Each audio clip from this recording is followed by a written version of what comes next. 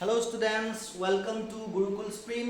सो last video में मैंने तुम लोगों को क्या दिया था? लास्ट वीडियो में दिया था कि व्हाट इज कूलम्स लॉ, उसका एक्सप्रेशन क्या होता है। कूलम्स ने हम लोगों को क्या बताया था? एक्चुअली कूलम्स ने हम लोगों को बताया था कि जो दो चार्ज के बीच, ठीक है, between two charge Q1 Q2 दो चार्ज हम लोगों ने लिया था, ठीक है।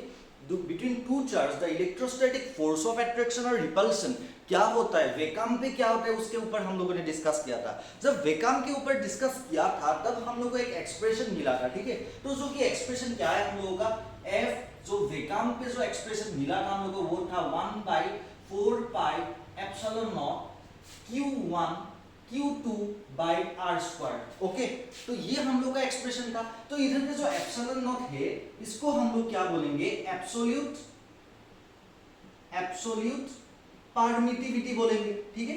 एब्सोल्यूट परमिटिविटी जिसका यूनिट जो और वैल्यू कितना है इसका 8.85 इंटू 10 टू द पावर -12।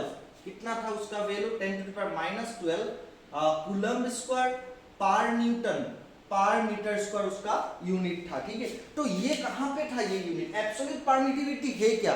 ये एक्चुअली वेकाम पे है। ये वेकाम क्या है? एक मीडियम है जहां पे कोई भी डेंस मीडियम नहीं रहता है, कोई भी मतलब क्या वाटर नहीं रहता है इधर पे, ठीक है। कोई तरह का लिक्विड इधर पे नहीं रहता। That means it's a free space. Okay, it's a what? Free space. Free space में क्या होता है, जो हम लोग का एब्सोल्यूट परमिटिविटी है एप्सिलॉन नॉट, वो बहुत कम मिलता है, ये बहुत कम मात्रा में मिलता है। दैट्स व्हाई हम लोग का जो फोर्स है वेकाम पे वो बहुत ज्यादा मिलता है।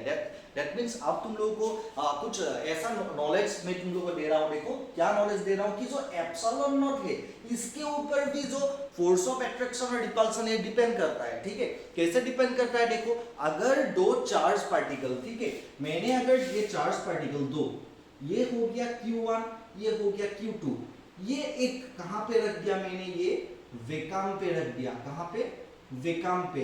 Separated by distance r। कहां पे रख दिया मैंने? वेकाम पे रख दिया, ठीक है।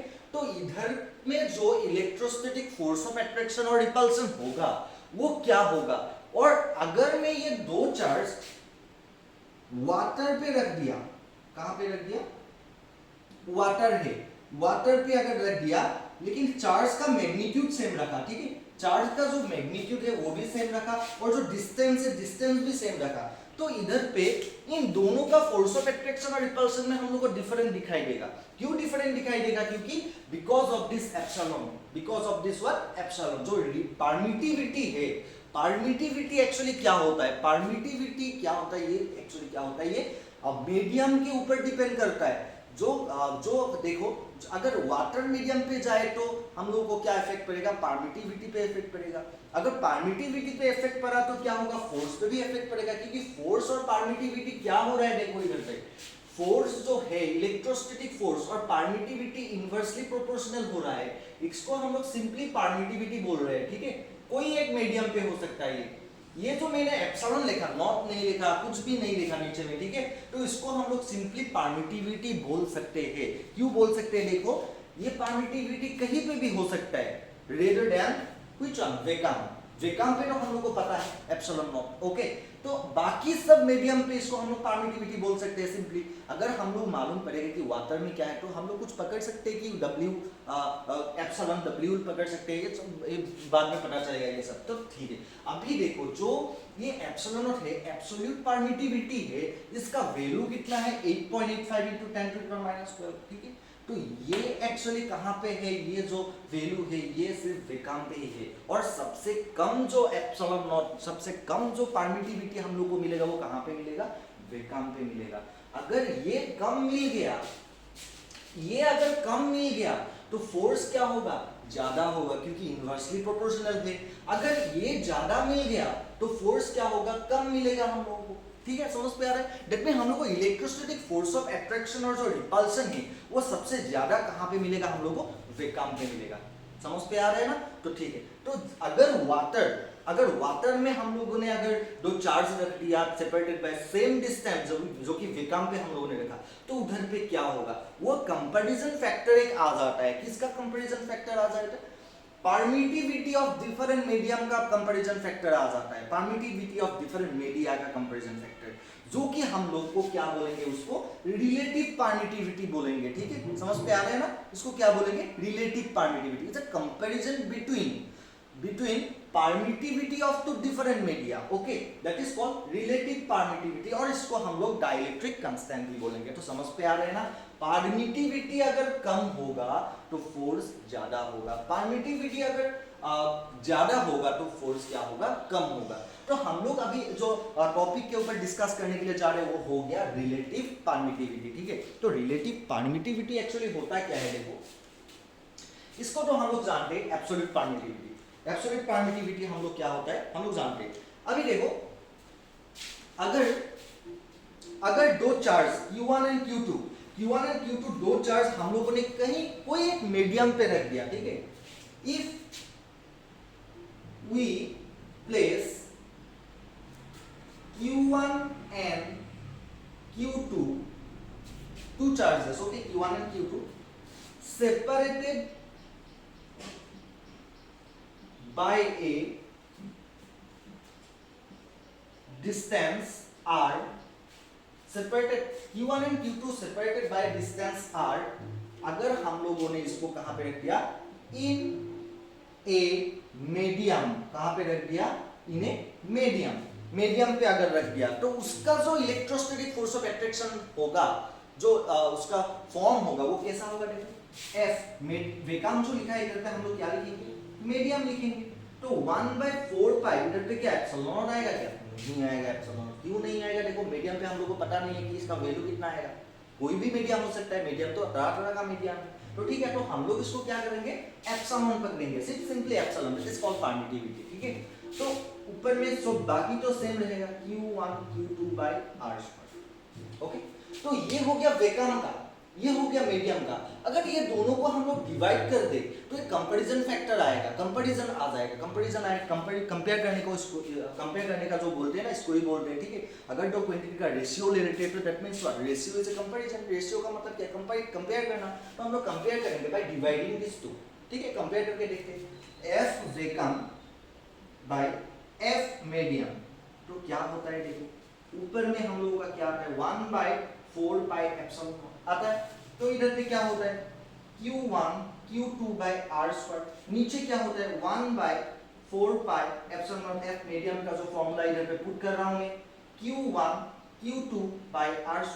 अभी इधर पे कैंसिल बहुत जाएगा, देखो कैंसिल बहुत जाएगा, ये कंप्लीटली कैंसिल चला गया। ठीक है, 4 पाई कंप्लीटली कैंसिल चला गया, तो रह गया कि क्या हम लोगों का, एफ वेकाम बाय एफ जो मीडियम है वो क्या रह गया, 1 बाय ये एप्सिलॉन है, सॉरी, ठीक है, 1/एप्सिलॉन नॉट बाय 1/एप्सिलॉन, ये रह गया। तो इसको हम लोग अगर ठीक तरह से लिखे तो क्या हो जाएगा, एफ वेकाम बाय एफ मीडियम, तो क्या हो जाएगा, एप्सिलॉन ऊपर चला जाएगा, एप्सिलॉन नीचे आ जाएगा, तो ये वैल्यू जो है वो क्या हो जाएगा, एप्सिलॉन बाय एप्सिलॉन नॉट। समझ पे आ रहा है ना, ये जो एप्सिलॉन बाय एप्सिलॉन नॉट है, जो रेशियो जो है, परमिटिविटी और एब्सोल्यूट परमिटिविटी का जो रेशियो है, फोर्स इन वेकाम और फोर्स इन मीडियम का जो रेशियो है, इसको हम लोग बोलेंगे relative permittivity. Here epsilon by epsilon not is called relative permittivity, that is denoted by epsilon r। okay, relative permittivity of किसका permittivity होगा, ये permittivity of vacuum, sorry, of medium with respect to vacuum होगा। vacuum का respect जो करके respectively हम लोग जो परमिटिविटी मिलेगा इधर पे, उसको हम लोग बोलेंगे रिलेटिव परमिटिविटी। दैट मींस ये क्या है, रिलेटिव परमिटिविटी है, किसका है, मीडियम का विद रिस्पेक्ट टू वेकाम। ये सिंपली किसके तरह है, देखो ये किसके तरह है, जो तुम लोगों ने रिफ्रैक्टिव इंडेक्स क्लास 10 पे पढ़ा था। ठीक है, रिफ्रैक्टिव इंडेक्स, ठीक है, रिफ्रैक्टिव इंडेक्स क्या था, रिफ्रैक्टिव इंडेक्स पता है ना, the speed of light in different media का जो रेशियो होता है उसको हम लोग रिफ्रैक्टिव इंडेक्स बोलते हैं। तो सिंपली इधर पे भी जो परमिटिविटी है डिफरेंट मीडियम पे डिफरेंट हो सकता है, जो इसका रेशियो है उसको हम लोग बोलेंगे रिलेटिव परमिटिविटी। किसका रिलेटिव परमिटिविटी बोलेंगे? मीडियम का relative permittivity with respect to what? Vacuum का हो जाएगा, ठीक है। तो इसको कैसे डिनोट किया जाता है? एप्सिलॉन आर डिनोट किया जाता है। इसको के से भी लिख सकते हैं हम लोग, के से भी डिनोट कर सकते हैं, के और epsilon r is equal to क्या हो जाएगा? Epsilon by epsilon. समझ पे आ रहा है ना?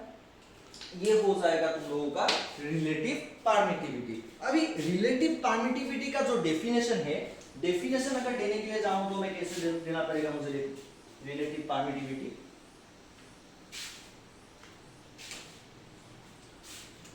Relative permittivity of a medium, relative permittivity of a medium with respect to vacuum for two charges Q1 and Q2, okay, Q1 and Q2 separated by a distance r apart is defined as the ratio of electrostatic force in vacuum to the electrostatic force in any medium. Okay, ये एक simple सा definition है, ठीक है, मैं खुद ही लिखा है ये डेफिनेशन। रिलेटिव अलग अलग बुक में ना ये इसका डेफिनेशन अलग थोड़ा चेंजेस हो सकता है, लेकिन डेफिनेशन ऐसे भी लिख सकते हैं, no problem. Relative permittivity of a medium with respect to vacuum for two charges Q1 Q2 separated by a distance r apart is defined as the ratio of electrostatic force in vacuum to the electrostatic force in any medium। देखो vacuum और medium का जो vacuum और medium का जो ratio होता है उसको ही हम लोग क्या बोलेंगे? रिलेटिव परमिटिविटी, ठीक है। रिलेटिव परमिटिविटी का वैल्यू डिपेंड करेगा मीडियम पे, उसका वैल्यू कितना है, ठीक है। परमिटिविटी का मीडियम पे अलग अलग वैल्यू हो सकता है, लेकिन सबसे कम परमिटिविटी कहां पे मिलेगा? वैक्यूम पे मिलेगा। और जैसे कि वैक्यूम पे सबसे कम परमिटिविटी मिलेगा तो फोर्स वैक्यूम पे क्या हो जाएगा? ज्यादा हो जाएगा। समझ पे आ रहा है ना? तो ठीक है, अभी जो कूलम्ब्स लॉ था हम लोगों का वैक्यूम के लिए और कोई एक मीडियम के लिए क्या था? वो मीडियम के लिए क्या था? Coulomb's law. कूलम्ब्स लॉ कोई एक मीडियम के लिए अगर लिखे हम लोग 1/4 पाई हम लोग क्या लिख सकते हैं? एप्सिलॉन लिख सकते हैं, ठीक है। मैंने बोला था कि एप्सिलॉन इज कॉल्ड परमिटिविटी, जो कि एक एनी मीडियम, कोई भी एक मीडियम पे हो सकता है, जो कि हम लोग को पता नहीं है कौन सा मीडियम है, ठीक है। बाकी तो सब सेम रहेगा। ये जो एप्सिलॉन है इधर से हम लोग कैलकुलेट कर सकते हैं। देखो एप्सिलॉन क्या है? एप्सिलॉन नॉट अगर इधर जाएगा, एप्सिलॉन इक्वल टू इधर पे क्या है? एप्सिलॉन आर, तो एप्सिलॉन नॉट एप्सिलॉन आर रहेगा। समझ पे आ रहा है ना? एप्सिलॉन का मीनिंग क्या है? एप्सिलॉन नॉट इधर गया, एप्सिलॉन नॉट एप्सिलॉन आर रहा, तो ये क्या हो जाएगा? 1/4 pi in place of epsilon हम लोग क्या पुट करेंगे? Epsilon not epsilon r Q1 Q2 by r²। ये क्या फॉर्मूला है? ये कूलम्ब्स लॉ है, कूलम्ब्स लॉ है in case of dielectric constant, ठीक है। इन केस ऑफ क्या होता है? डाइलेक्ट्रिक कांस्टेंट का जो फॉर्मूला है मैंने इधर पे लिखा। देखो एप्सिलॉन हो गया परमिटिविटी, जिसको हम लोगों ने कन्वर्ट कर दिया रिलेटिव परमिटिविटी पे, that is called epsilon not epsilon r. इसको एप्सिलॉन जो आर है हम लोग के से भी कभी कभी डेनोट कर सकते हैं, ठीक है। कभी कभी मैथ्स पे न्यूमेरिकल प्रॉब्लम्स पे के का वैल्यू भी दे सकता है कि निकालो अभी जाके, तो के का वैल्यू दे दिया, इलेक्ट्रोस्टैटिक दो चार्जेस दे दिया, डिस्टेंस दे दिया, फोर्स निकालो, तो के का वैल्यू तुम लोग के कोई भी कांस्टेंट ऐसा मत पकड़ो। के इज व्हाट, के इज कॉल्ड रिलेटिव परमिटिविटी। मैंने जो इधर पे लिखा है के वो रिलेटिव परमिटिविटी बोलेंगे। तो एप्सिलॉन आर के जगह पे हम लोग क्या लिख सकते हैं, के भी लिख सकते हैं, ठीक है। Q1 Q2 by R square. ये फिर से एक मीडियम का फॉर्मूला मिल गया, ठीक है। वेकाम का फॉर्मूला तो हम लोगों को पता है। वेकाम का फॉर्मूला क्या था, 1 by 4 पाई ये एप्सिलॉन नॉट था, Q1 Q2 by R square, ठीक है। कोई देखो अभी ये जो वेकाम का कूलम्ब्स लॉ एक्चुअली जो है ना, वो वेकाम पे हम लोगों ने क्यों कैलकुलेट किया था, वेकाम पे ही हम लोगों ने क्यों एक्सप्रेस किया था, डिराइव क्यों किया था, क्योंकि वेकाम का ज्यादा इंपॉर्टेंट है, ठीक है। वेकाम का क्यों इंपॉर्टेंट है, क्योंकि वेकाम का हम लोग को वैल्यू पता है, जो मीडियम का भी वैल्यू है, ठीक है। मीडियम का भी वैल्यू कभी कभी याद रख सकते हो आप, नहीं तो न्यूमेरिकल्स पे साइड पे ब्रैकेट पे देगा, जो मीडियम का जो एब्सोल्यूट परमिटिविटी है उसका वैल्यू देगा, ठीक है।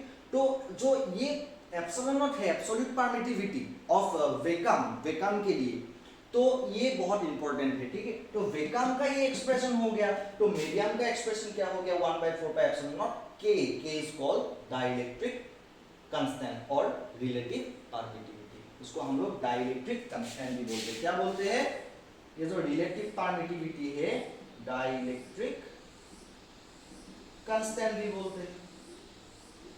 ओके, सो आज के लिए इतना ही है हम लोगों के पास। देखो अभी हम लोग इसके बाद क्या करेंगे, हम लोग कूलम्ब्स लॉ जो वेक्टर फॉर्म पे है वो एक्सप्रेस करेंगे, कैसे एक्सप्रेस करेंगे, डिराइव करेंगे। उसके बाद हम लोग ये जो रिलेटिव परमिटिविटी है इसके ऊपर कुछ न्यूमेरिकल्स करेंगे, जिसके लिए तुम लोगों को थोड़ा प्रिपेयर करना पड़ेगा। कैसा प्रिपेयर करना पड़ेगा, प्रॉपर्टीज पढ़ना पड़ेगा, ठीक है। चार्ज का प्रॉपर्टीज जो मैंने फर्स्ट वीडियो पे शायद दिया था, ठीक है, फर्स्ट वीडियो पे मैंने दिया था। और पैरेलली में क्लास 12 का जो ऑप्टिक्स है, ऑप्टिक्स पार्ट भी मैं नेक्स्ट वीडियो अपलोड करूंगा, ठीक है। तो लाइक करो, कमेंट करो और शेयर करो, और जो बेल आइकॉन है उसको दबाओ, ठीक है। उसको दबाने से क्या हो जाता है, नोटिफिकेशन आ जाता है, तुम लोगों को सीखने के लिए बहुत कुछ मिलेगा, ठीक है। तो आज के लिए थैंक यू, बाय बाय।